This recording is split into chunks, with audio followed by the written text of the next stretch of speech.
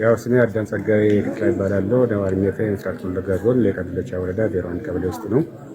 ያው እንግዲህ በአሁኑ በሚካሄደው የምርጫ ቦርድ ባስተላለፈው ፕላን ወይም ደግሞ ይቅር ላይ ለሰባተኛ ዙር ለሚካሄደው ምርጫ ለእጩ ተወዳዳሪዎች ለሚሆነኝ የፖለቲካ ፓርቲ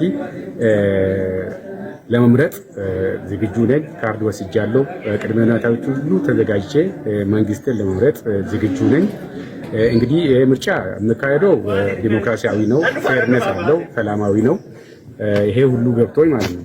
ያው ለሚሆነኝ መንግስት ለመምረጥ እኔ ዝግጁ ነኝ ማለት ነው። ያው ይሄ ምርጫ እንግዲህ ሰላማዊ ነው፣ ፍትህ ነው፣ ዲሞክራሲያዊ ነው ማለት ነው።